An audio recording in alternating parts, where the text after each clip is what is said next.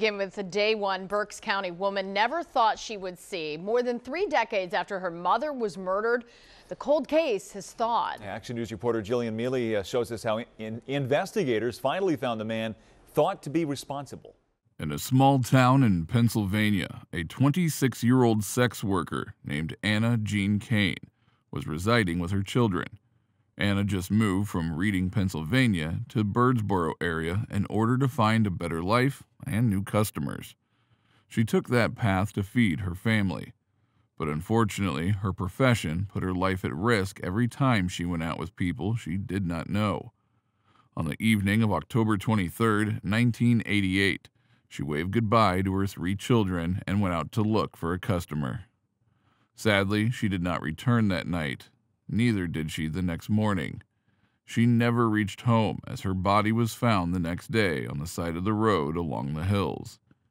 What happened to this young mother? Was it one of her own customers who took her life? Or was it someone who knew Anna?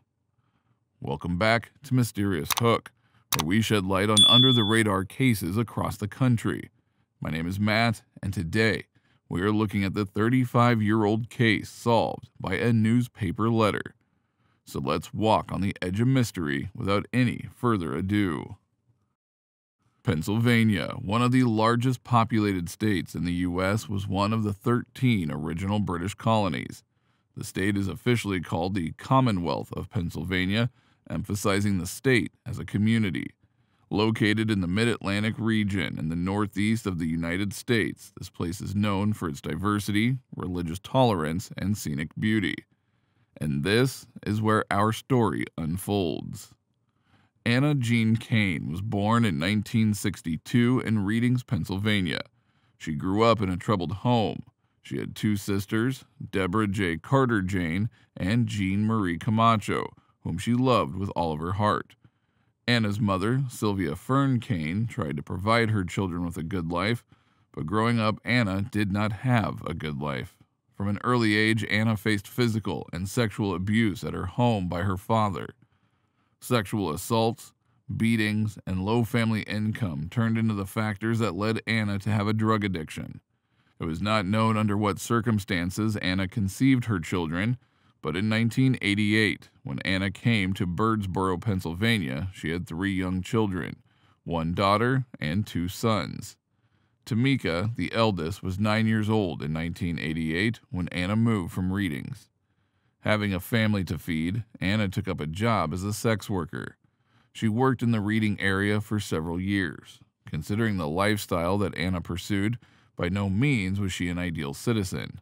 But she also had some criminal charges against her. She was arrested numerous times for performing sexual services and petty theft, dating back to 1982. But she really loved her children and wanted to do better for them. Due to her profession, Anna and her children had to often move to different places. Anna Kane was struggling to make money after moving to Birdsboro in Berks County, Pennsylvania in 1988. On October 22, 1988, after a happy meal, Anna Kane's eldest daughter, Tamika, begged her mom not to go out. She had no idea about any upcoming events, just a bad feeling, and wanted her mother to stay close. Despite her daughter's pleadings, Anna decided to go out.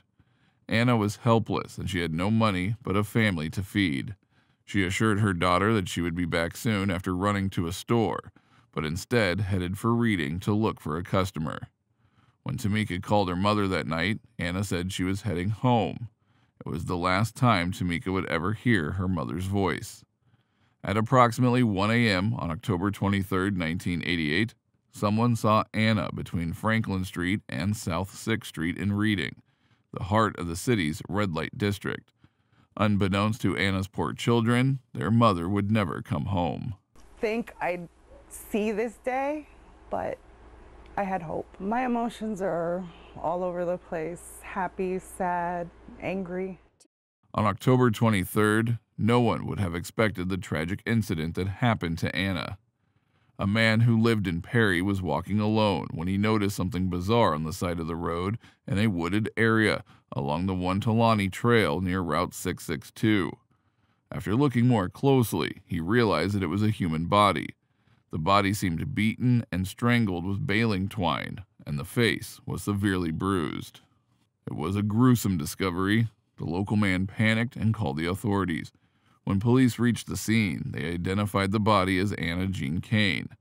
Not much evidence was present at the scene, but DNA was collected from Anna's clothes. After Anna was taken to the coroner's office for inspection, the detectives began to look for clues. After the autopsy, the cause of death was determined as asphyxiation due to strangulation. The report also said that Anna had been dead for more than 12 hours before her body was found. Back in those days, DNA technology was not as advanced as it is today. When the DNA collected from Anna's clothes was tested, it lined up for an undetermined male profile, and no match was found. Pointing out suspects was not easy in this case, as Anna's profession exposed her to dangerous people all the time. In an interview with WFMZ News, State Police Trooper William McClure told reporter Karen Mallett that the life Anna led made her subjected to all kinds of people. Anna's family was heartbroken and desperately wanted answers.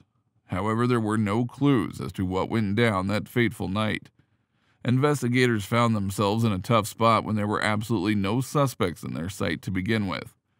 Any person who met her that night could have been the murderer, whether that person knew her or not.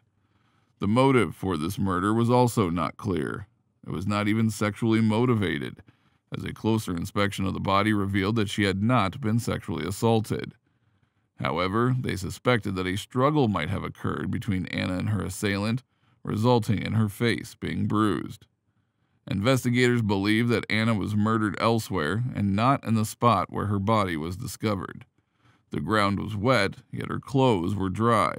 It seemed like there was a rainstorm that night in the surrounding area, so the detective suspected whoever murdered her had knowledge of the area and was likely a resident. But as leads dried up, the investigation went cold. Although Anna Kane's case did not get much media attention, the Reading Eagle, a local newspaper, published a front-page story seeking information about Anna Jean Kane soon after the murder. Oddly enough, just 15 months later, in February 1990, the newspaper received an anonymous letter from a concerned citizen. Detectives collected DNA from the saliva that was used to seal the letter that was sent to the newspaper. When it was tested, it matched the DNA found on Anna's clothes, which confirmed the suspicion of the murderer sending the letter. However, nothing came out of it, and the case soon went cold. Decades went by, but no development was made in the case. Anna's 3 young children were left motherless. The eldest, Tamika, was taken in and raised by her aunt, while her 2 brothers moved in with their father. Tamika was upset about Anna Kane's image being shown in the media. She expressed that even though her mother Anna had a dark past involving drugs and sex work, she was trying to turn her life around. Tamika remembers her mother being a fun-loving person. She was a firecracker, very outgoing, not afraid of anything, very honest, blunt, and caring, she said. One of her favorite memories of her mother was taking long walks with her and seeing her suddenly dance to random music playing in stores as they passed. In an interview, Tamika said she was portrayed as this slain prostitute, like she deserved what happened to her. It was hurtful. She was more than that. She was a victim. She was a mother. She was loved. No one deserves what happened to her, she added further. She was a person. She was my mother. She was Levick and Michael's mother. We loved her. We still do. And, you know, she never got the opportunity to make a change. Tamika waited for answers regarding her mother's murderer while remembering her every day since she was 9 years old. But it never came along until recently. Over the years, DNA technology has advanced massively. After working on the cold case of Anna Kane's murder for years, the Pennsylvania State Police Department sent the DNA collected from the newspaper letter and Anna Kane's clothes to Parabon Nanolabs in Virginia for DNA profiling. With the help of genetic genealogy, detectives finally found a match. The man responsible for Anna Kane's murder was identified as Scott Grimm. Detectives later stated that they collected DNA from a distant relative of the murderer, but did not reveal how they obtained it. Officials stated that in 1988, Scott Grimm was living in the surrounding area, but they couldn't find any connection between Anna and Grimm yet. However, Pennsylvania State Police Trooper Daniel Womer said at a press conference, "That doesn't mean there wasn't some connection that we haven't found yet." Detectives said that Scott Grimm had never been identified before because he never had a criminal charge on him, so his DNA was not in the criminal database in the early 90s. However, in 2002, he had a past arrest for harassing a former business partner, but his DNA was never recorded. Sadly, Scott Grimm died at 58 years of age in 2018 from natural causes. Until his death, he remained a resident of Southeast Pennsylvania. Many details about Scott Grimm's life are yet to be revealed. Officials said they will review other cold cases to see if he was involved with any of them. After waiting for decades, Anna Kane's family could finally get some closure, although the news was hard for them as the murderer would never face justice.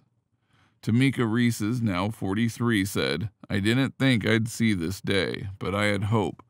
My emotions are all over the place, happy, sad, and angry." However, she expressed regret, saying that her grandmother Sylvia couldn't see this day as she died in 2018 waiting for justice. Unfortunately, the questions Anna Kane's family had for years will remain unanswered. Do you think if it not for modern DNA technology and a bizarre letter from the murderer himself, this crime would never have been solved? Let us know in the comments section what you think about this case. Thank you for joining us on this story, and don't forget to like, share, and subscribe for more captivating true crime stories just like this. Stay tuned for more episodes.